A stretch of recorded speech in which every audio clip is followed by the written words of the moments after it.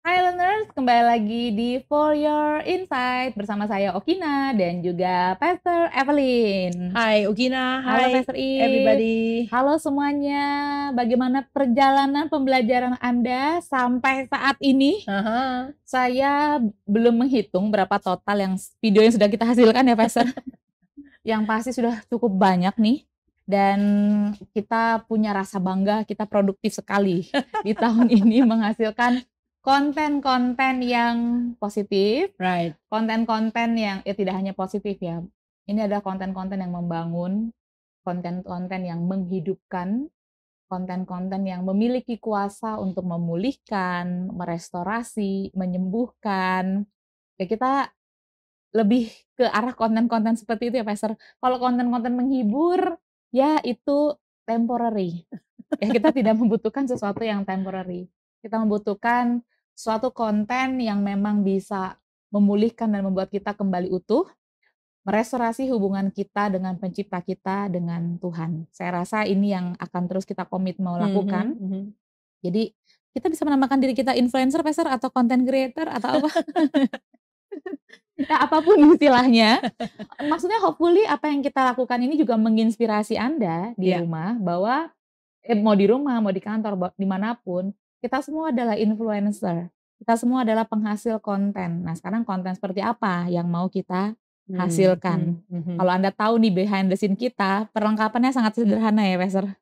Sebenarnya. Iya. Ya, tapi kita mencoba dari hal yang sederhana bagaimana bisa menghasilkan konten-konten yang bisa menolong banyak orang. Oke, anyway, tim di sini juga luar biasa, mereka tetap semangat. Yeay. Saya juga bersemangat kalau lihat mereka, Okina. Iya, mau kita balik kameranya untuk bisa tahu siapa di belakang layar. Ya karena ini bukan berdua ya Pastor, ini bukan pekerjaan dua orang. No. Kita bekerja dalam tim. Wah. Mau ngomong mengenai tim dulu? If you wanna go fast, go alone. Kalau Anda mau jalan cepat, jalanlah sendirian. Iya, monggo sendiri. Iya. Tapi if you wanna go far, jauh, go together. Iya, jadi mau pilih apa nih? Mau cepat atau mau jauh? Mau cepat sih mudah ya. Karena kita nggak ribet dengan orang gitu. Nah, kalau dalam tim ini kita masih saling menunggu, saling belajar. Tambahin lagi dong. Apa? Tim itu adalah together, everyone achieve more. Yes. Itu dia. Karena kalau sendirian tidak achieve more. Enggak lah, karena cuma sendiri. Ya, tapi cepet sih. Memang ada kekuatan sih dalam tim ya. Ya sayangnya banyak orang yang maunya cepet. Yes, ya. Itu umum. Makanya untuk kita memiliki pemikiran, pemahaman untuk kerja dalam teamwork itu adalah sesuatu yang revolutionary. Iya, bukan karena nggak mau berjalan jauh. Yes. Sekedar karena nggak mau ribet. Nggak mau ribet sama kan together itu nggak lebih dari satu. Yes. Maksudnya kalau Yesus pun juga mau melakukan karya keselamatan seorang diri bisa dong. Kenapa sih mesti ada 12 rempong banget? Habis itu udah 70 lagi. Habis itu ada 70, habis itu 120. Iya, bekerja dengan orang-orang yang tidak sempurna, mungkin tidak kompeten. Sangat. Yang bisa jawab balik, bisa nanya balik. But Jesus chose this way gitu. Right. Memilih kerja tim. Yeah. And look at us. Ini hampir 2000 tahun setelahnya. Pekerjaan tim yang Yesus bangun 2000 tahun yang lalu. And it's still going strong. Going stronger. Yeah. This is the global work yang masih saja terus berdenyut, masih terus bekerja sampai sekarang. Yes, kita mengkampanyekan kepemimpinan teamwork. Mengkampanyekan gereja Tuhan harus bekerja dalam teamwork. Team leadership. Yes. Nanti ya kita nanti itu lain lagi kita mesti bikin podcast yang beda kayaknya. Yes, ya kita akan ngulik soal leadership. Yes. Oke, Pastor Eve. Barangkali kalau ada yang mau boleh dong komen dong. Kalau rasanya butuh gitu, kira-kira mau nggak? Boleh. Tolong tulis di kolom komen. Apa saja yang Anda ingin ketahui mengenai leadership. Ya. So kita akan ulik di situ. Itu karena passion kita ya, Pastor, mengenai leadership development. Yes. Oke, Pastor Eve, kita kembali ke Matius pasal yang ke-13. Alright. Ini adalah episode yang terakhir untuk membahas terakhir. Oh belum dong? Oh belum ya, masih nyambung. Oke. Enggak, sebenarnya ini untuk mengejutkan Anda. Iya. Nanti di episode lanjutan. Oke, Pastor Rif. Ya. Mengenai Matius pasal yang ke-13, kita mau melanjutkan dari beberapa episode sebelumnya yang sudah kita bahas. Kita membahas mengenai apa yang dimaksud dengan perumpamaan, lalu mengapa Yesus memakai perumpamaan mengenai penabur, dan pada saat zaman Yesus menabur benih itu seperti apa sih sebenarnya? Lalu apa makna dari taburan benih di pinggir jalan, lalu juga di tanah yang berbatu, dan sekarang kita masuk ke jenis tanah yang ketiga. Bentar. Ada tambahan ya? Iya, ya? kita kayaknya mesti bereskan satu hal ini juga nih, mengenai kondisi tanah yang berbatu tadi. Ya, kita bahas itu di episode sebelumnya. Dan coba kita lihat apa yang ditulis oleh Injil Markus pasal 4 ayat yang ke-17. Coba Okina di dalam bahasa Indonesia. Ada sesuatu yang menarik di sana. Ya, Markus 4 ayat 17, tetapi mereka tidak berakar dan tahan sebentar saja. Apabila kemudian datang penindasan atau penganiayaan karena firman itu, mereka segera murtad. Ya, jadi ada apa yang membuat murtad di situ? Penindasan dan penganiayaan karena firman. Oke, nah coba kita lihat ayat itu di dalam versi Amplified ya, dan ya karena saya mungkin Anda berpikir kenapa kita perlu mengutip juga ayat dari versi biasanya kan kita kutip kadang-kadang NIV atau King James Version ya, lalu juga ya variasi kita bisa kutip dari Amplified Version ya. Karena di situ Anda akan temukan terjemahan yang menggunakan ada kata-kata yang dijelaskan lagi gitu ya, di dalam tanda kurung itu. Nah, ini menarik.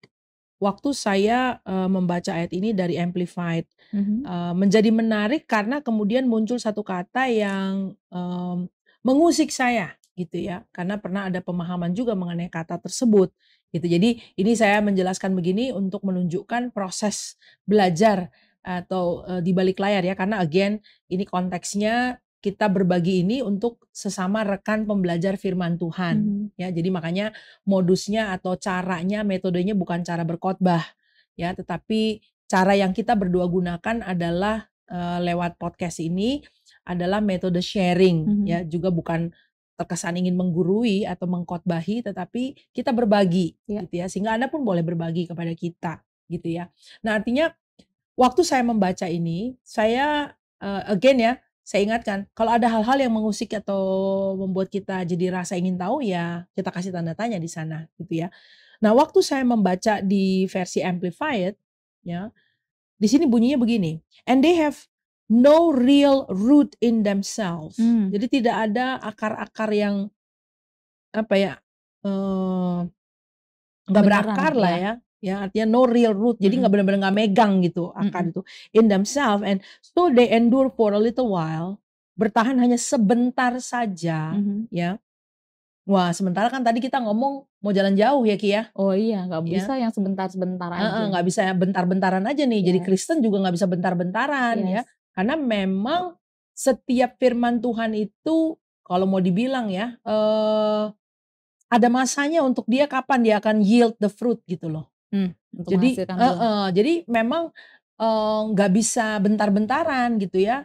Karena ada masa. Kita kalau masa tanam kan ada gitu ya. Kita bisa, kita ini umum ya, kita pelajari ada masa tanam sehingga bisa diprediksi kapan kita akan panen supaya bisa memprediksi kapan lagi bibit yang baru mesti dipersiapkan kan gitu. Jadi memang ada masanya gitu. Ada firman Tuhan ya, bicara mengenai bagaimana Yusuf itu diuji oleh perkataan Tuhan. And you find that scripture until ya sampai pada saat firman itu menguji dia, membuktikan dia. Jadi memang ada masa gitu ya. Kita melihat ada masa dan kita perlu bertahan pada masa itu. Jadi nggak bisa bentaran-bentaran ya. Sama kayak seorang ibu yang mengandung. Ada masa 9 bulan kan, baru kemudian dia bisa pegang bayinya. Itulah hasil benih yang hasil konsepsi yang terjadi 9 bulan sebelumnya. Ya kan, baru pada bulan ke-9 dia bisa pegang hasilnya. Ya kayak gitu loh. Jadi firman Tuhan itu punya masa gitu loh. Ada tenggang waktu. Nah, kalau kita cuma bertahan bentaran-bentaran aja, kita nggak akan lihat. Kadang-kadang ada orang yang menyerah, dan tinggal sedikit lagi untuk dia panen. Sayang gitu loh. Oh, berapa banyak yang seperti itu. Jadi kadang-kadang mujizat sudah ada depan mata, you quit. Menyerah lebih awal. Ya, jadi endure for a little while. Then when trouble or persecution arises on the account of the word, dan kemudian pada saat penganiayaan ya dan masalah muncul karena firman. Lihat nih, permasalahan itu menghadang karena firman, bukan karena emang Anda bajingan. Bukan karena emang kamu pemberontak, bukan. Ya, jadi kamu tuh jadi kayak target operationnya musuh karena kamu pegang firman. Gitu juga pembedanya gitu loh. You wanna hold on to the purity, you wanna hold on Karena kepada Anda tidak mau kompromi gitu. Itu Jadi makanya isu kamu kompromi dihadang ya. oleh musuh gitu kan. They immediately. Nah, tadi kan menerima firman Tuhan dengan segera. Sekarang dengan segera juga. Pokoknya segera ya akan segera juga. Itu dia, ya. They immediately are offended. Nah, itu dia yang kemudian mengusik saya. Mereka langsung offended, tersinggung, kecewa mungkin terjemahannya, ya. Offended. Nah, ini ada tanda kurungnya. Become displeased, indignant, resentful. Itu tuh, offended tuh. Ya. And they stumble and fall away. Ujung-ujungnya murtad. Jadi mereka kecewa. Nih kalau saya warnain di dalam teks di sini, offended first, kecewa dulu, lalu stumble, kesandung, lalu yang ketiga murtad. Jadi nggak langsung murtad gitu aja ya? Oke, progresif.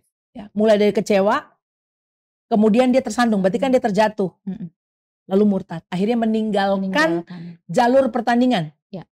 Jadi bayangkan ini. Kalau dalam analogi ini, offended, stumble, fall away, itu bayangkan Anda sedang ada di dalam race pertandingan. Ya, kamu dibikin kecewa dulu. Lalu kamu tersandung deh. Habis itu you out of the game. Kamu tidak bisa menyelesaikan pertandinganmu dengan baik. Padahal banyak orang bilang, I want to finish well. Kamu gak akan bisa finish well.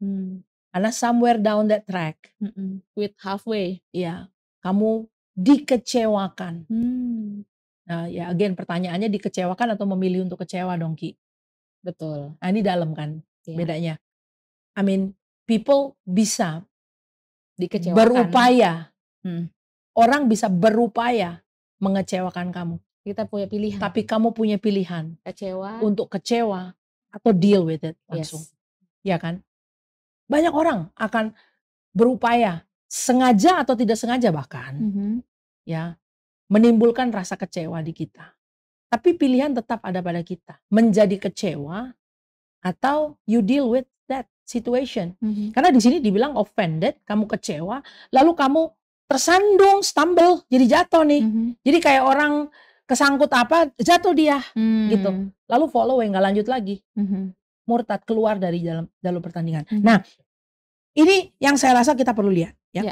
Pertanyaannya sekarang adalah sementara kita berdiskusi atau berdialog atau teman-teman yang lain menyimak, belajar bersama, apakah kita saat ini in the position of offended, being offended? Apakah kita sekarang dalam posisi kecewa? Ayo, ada nggak dalam posisi sedang kecewa? Itu satu hal. Yang kedua, are we nurturing that offense? Satu hal kita dibuat kecewa. Satu hal yang lain adalah actually menyimpan, dipertahankan, mempertahankan, membiarkan kekecewaan ya, itu. Jadinya jadi itu dong yang bertumbuh. Iya. Oke. Nah, ini bisa jadi lonceng, bisa jadi trompet, halo, hey, gitu kan. Apakah kita dalam posisi itu? Ya.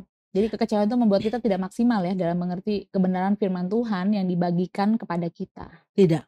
Ya. Nah, kata offense ini menarik sekali. Ya. Kata ini juga dipakai di Lukas 17 ayat 1. Ya. Gitu Yesus berkata kepada murid-muridnya, tidak mungkin tidak akan ada penyesatan. Ya, penyesatan di situ tuh ya. Ya, makanya jadi kata yang sama ini juga dipakai ya untuk diterjemahkan sebagai penyesatan gitu ya. Tapi celaka orang yang mengadakannya, ini kan offenses juga. Then said he unto the disciple, this is impossible, but that offenses will come. Ini offenses di sini adalah penyesatan. But woe unto him through whom they Kalau dalam bahasa Amplified-nya dikatakan, Jesus said to his disciples, stumbling blocks or temptation and traps to set to lure one to sin. Jadi yang namanya offense, ya, yang diterjemahkan ke bahasa Indonesia itu penyesatan, ternyata Alkitab Amplified membantu kita untuk mendapat gambaran daripada kata tersebut. Jadi offenses itu adalah stumbling blocks, batu sandungan. Ya, batu sandungan ya. Ya, boleh dong ditaruh dalam konteks beberapa orang di dalam komunitas Kristen atau dalam tubuh Kristus telah menjadi batu sandungan ya. bagi saudaranya, Ya. menyandung saudaranya. Batu sandungan kadang-kadang bisa saya batu sandungan itu apa? Ya nyandung. Ya. Orang lagi jalan, orang lagi lari, perilakunya. Iya, tersandunglah orang melihat perilaku, sikap-sikap. Biasanya pertanyaannya kok orang Kristen kayak gitu sih? Iya, itu karena itu berarti ada ada perilaku yang menyandung sesama brother and sister, kan gitu kan. Stumbling blocks ini temptation and traps. Jadi rupanya kata stumbling block ini gambarannya adalah jebakan, ya. Set to lure one to sin, yang memang sengaja ditempatkan untuk bikin orang tuh jatuh dalam dosa. Ya. Makanya are sure to come. Jadi tapi are sure to come ini artinya tidak mungkin tidak ada, berarti kan pasti ada. Yes. Ya, pasti ada. But woe atau judgment is coming. Jadi celakalah di bahasa Indonesia. Penghukuman akan ada buat dia through whom they come. Gitu loh. Nah, kata Yunani yang digunakan untuk Lukas 17 ayat 1 ini adalah skandalon. Memang gambarannya seperti jebakan gitu ya. Kata aslinya mengacu pada bagian jerat yang berisi umpan. Jadi ada umpan di sana. Perangkap. Iya, mungkin kalau kita pikir nih, saya kasih gambarannya ya, ada jebakan tikus, ada dikasih keju di situ atau dikasih potongan ikan asin di situ gitu kan, dia datang, nggak taunya begitu dia makan jebret gitu loh. Langsung kena. Karena itu kata tersebut berarti meletakkan jerat atau jebakan dalam perjalanan seseorang. Ya. Okay. Nah, tadi terkait dengan memang akan kita bisa melihat ada perilaku yang bisa menyandung ya. Ada nasihat firman Tuhan seperti ini. Di 2 Timotius 2 ayat 24 sampai 26. Now I'm going to let the younger disciple to read 2 Timotius 2 ayat 24 sampai 26. Sedangkan seorang hamba Tuhan tidak boleh bertengkar, tetapi harus ramah terhadap semua orang. Ia harus pandai mengajar, sabar, dan dengan lemah lembut dapat menuntun orang yang suka melawan, sebab mungkin Tuhan memberikan kesempatan kepada mereka untuk bertobat dan memimpin mereka sehingga mereka mengenal kebenaran. Dan dengan demikian mereka menjadi sadar kembali karena terlepas dari jerat iblis yang telah mengikat mereka pada kehendaknya. Ya. Ini nasihat bagi kita hamba-hamba Tuhan. Ya. Kita akan at some point diperhadapkan dengan orang yang suka melawan. Ya. Terus gimana dong? Nah, dinasihati kita nggak boleh bertengkar sama orang tersebut. Menuntun orang yang suka melawan. Harus ramah. Iya kan? Cakap mengajar, sabar gitu loh, lemah lembut, menuntun orang yang suka melawan. Karena mungkin Tuhan memberikan, ini saya kalau saya baca Alkitab ini suka bilang mungkin ya, ini lo penting sekali loh. Mungkin Tuhan memberi kesempatan pada mereka untuk bertobat. Jadi berpotensi nggak kita sebagai hamba Tuhan untuk kemudian tersandung karena perilaku orang, terpancing untuk kemudian jadi akhirnya marah, tersulut gitu kan? Karena udah nggak sanggup lagi, bisa saja terjadi.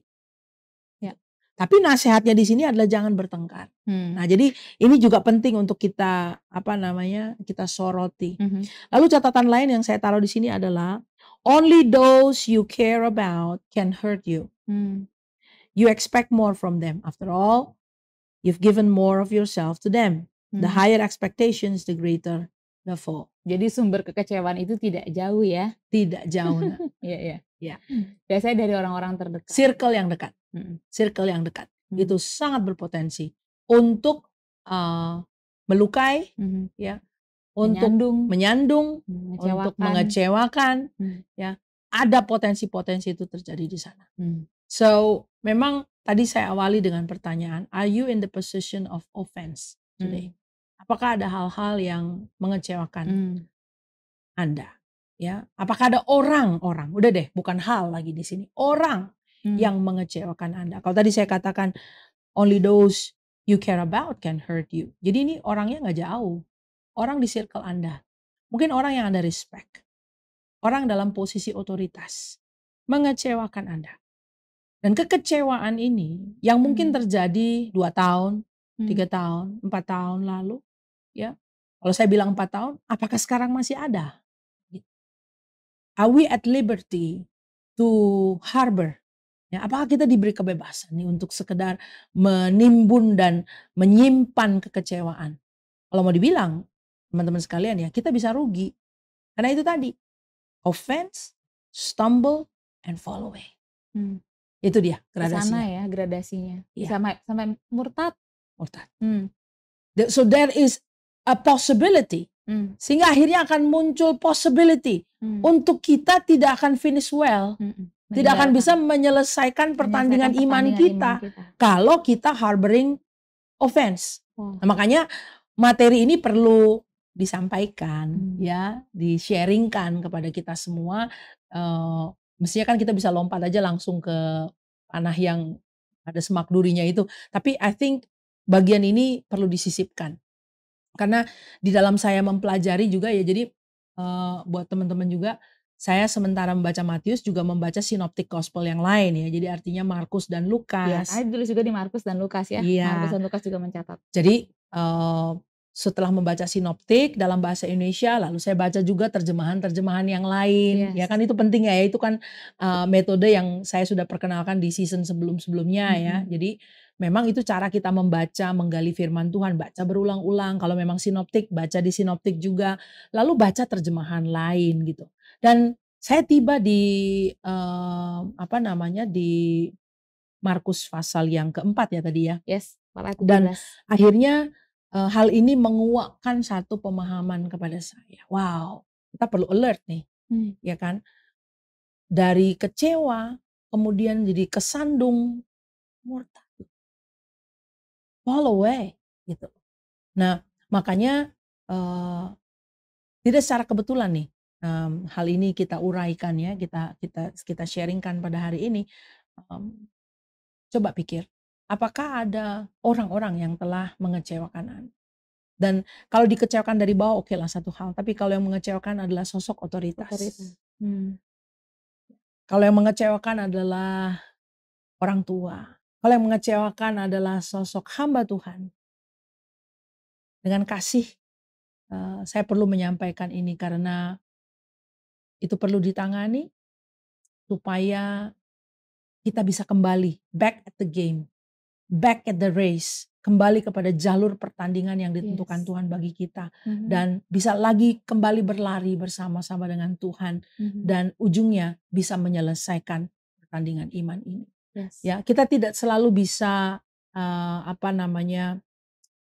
menghindari. Artinya kita tidak bisa menghindari kalau orang kemudian melakukan tindakan-tindakan yang mengecewakan dan menyakiti kita. Karena itu orang lain gitu loh. But we have our choices, kita punya pilihan-pilihan untuk menangani kekecewaan yang ditimbulkan itu.